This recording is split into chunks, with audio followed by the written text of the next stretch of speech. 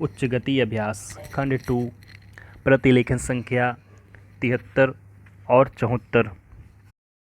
गति 80 शब्द प्रति मिनट। डिक्टेशन शुरू होने में समय शेष है 5 सेकंड। Ready and start. महोदय, मेरा यह हार्दिक विश्वास है कि जो बड़े बड़े काम हमारे सामने हैं उन्हें करते समय आप भारत के इस प्राचीन तथा चिर नवीन संदेश को याद रखेंगे और छोटे उद्देश्यों की तुलना में राष्ट्र और मानवता के हित की ओर अधिक ध्यान देकर सहकारी प्रयास की भावना से कार्य करेंगे। हमें भारत की एकता का अर्थात अपने भावी भाग्य निर्माण के लिए प्रयत्नशील स्वतंत्र लोगों की एकता का निर्माण करना है।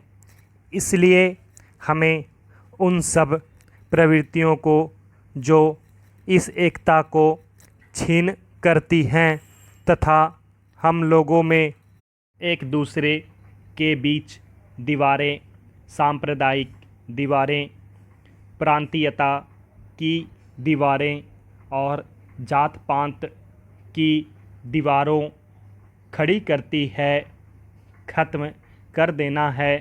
अनेक राजनीतिक और आर्थिक विषयों पर मतभेद होगा और होना भी चाहिए, किंतु यदि भारत और उसके लोगों का हित ही हमारा प्रधान उद्देश्य हो और हम इस बात को समझें, जैसा कि हमें समझना ही चाहिए कि इस हित की प्राप्ति पारस्परिक सहयोग और लोकतंत्रात्मक रीतियों से ही की जा सकती है, तो ये मतभेद हमारे सार्वजनिक जीवन को समृद्ध ही करेंगे।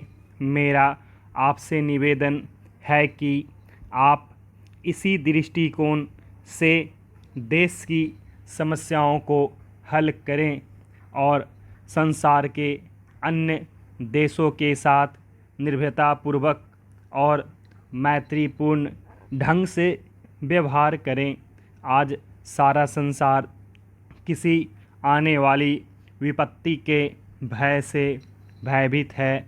किसी व्यक्ति अथवा किसी राष्ट्र का उत्कर्ष भय से नहीं होता, वह तो जैसा हमारे प्राचीन ग्रंथों में लिखा हुआ है केवल अभय से ही हो सकता है। हमने संसार के सभी देशों के साथ बराबर मैत्री की नीति बरती है और यद्यपि कभी कभी इसके बारे में भ्रांति हुई है तो भी इस नीति को दूसरे लोग अधिकाधिक समझने लग गए हैं और इसका परिणाम भी अच्छा हुआ है। मुझे विश्वास है कि हम इस नीति का दृढ़ता से पालन करते रहेंगे और आज संसार के अधिकांश भागों में जो तनातनी है, इस प्रकार उसको कुछ कम करने का प्रयास करेंगे। भारत सरकार दूसरे देशों के मामलों में हस्तक्षेप नहीं करना चाहती, क्योंकि हम अपने देश में दूसरों का हस्तक्षेप पसंद नहीं करते।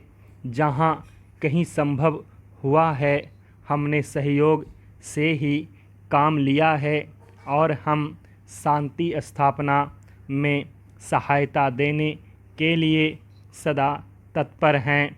हम अपनी सहायता का भार किसी पर लादना नहीं चाहते, किंतु हम इस बात को समझते हैं कि आज के संसार में कोई भी देश बिल्कुल अलग होकर नहीं रह सकता और यह अनिवार्य भी है कि अंतर्राष्ट्रीय सहयोग बढ़ता रहे ताकि सुदूर भविष्य में मानव जाति की उन्नति के लिए संसार के सारे राष्ट्र महान सहकारी प्रयास में सम्मिलित हो जाएं। प्रायः एक वर्ष से कोरिया में विराम संधि स्थापित करने का प्रयत्न किया जा रहा है, जिससे उन बहुतेरी समस्याओं को जिन्होंने सुदूर पूर्व एशिया में उथल पुथल मचवा रखी है, शांतिमय ढंग से निपटाया जा सके। मैंने कई बार यह आशा प्रकट की है कि ये प्रयत्न सफल होंगे। महोदय, आज जितनी तेज़ी के साथ लोगों के ख्यालों में तब्दीली हो रही है, उससे इंसान यह महसूस करने लगा है कि वह जो चाहे कर सकता है और करा सकता है, मगर वह करने और कराने की ताकत क्या है? वह एक दिन के अंदर कोई एक शहर ही नहीं, सैकड़ों इलाकों को बर्बाद कर सकता है। अभी तक किसी आदमी के हाथ में बर्बाद करने की ताकत के अलावा पैदा करने की ताकत नहीं आई है। हो सकता है कभी वह ताकत भी आ जाए, पर आज बर्बाद करने की ताकत है, पैदा करने की ताकत नहीं। गांधी जी जिस समाज का स्वप्न देखा करते थे, वह एक ऐसा समाज था जिसमें सब लोग खुशहाल होंगे और किसी को किसी दूसरे को सताने की ज़रूरत नहीं पड़ेगी और इंसान इंसान रहेगा। वह ना तो शैतान बनने की कोशिश करेगा और न खुदा बनने की। वह चाहते थे कि मनुष्य के लिए चारों तरफ से जो हदें बांधी गई हैं, उन्हीं के अंदर रहकर जितनी हो सकती है वह अपनी उन्नति करें, पर उन हदों के बाहर ना जाएं। इसमें कोई संदेह नहीं कि आज साइंस की काफ़ी तरक्की हो गई है, पर किस ओर आज रोगों की परीक्षा के तरीक़ों में बहुत कुछ तरक्की हो गई है और साथ ही साथ रोगों में भी तरक्की होती जा रही है। इस दौड़ का एक ही नतीजा हो सकता है कि हज़ारों की तादाद में रोगियों की संख्या बढ़ती जाए। जहां सिर्फ नाड़ी देखकर ही सब कुछ पहचाना जाता था, वहां आज कम से कम 5-7 लेबोरेटरीज की ज़रूरत पड़ती है। इसी तरह से जहां घर में चरखा चलाकर हम अपना कपड़ा बना सकते थे, वहां आज हमको रुई दुनिया के एक कोने से लानी पड़ती है। उसे लाने के लिए जहाज़, रेल आदि हर तरफ के वाहनों की ज़रूरत पड़ती है।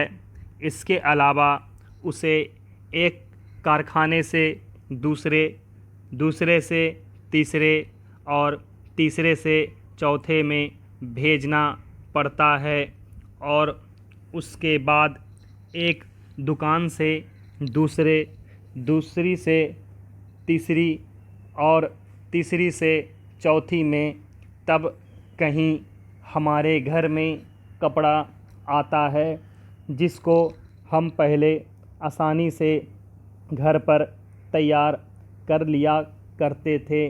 उसमें अब कितनी देर होती है मैं यह नहीं कहता कि जो कुछ हुआ है सब गलत हुआ है, क्योंकि ऐसा कहने से लोग समझते हैं कि यह पिछड़ा आदमी है।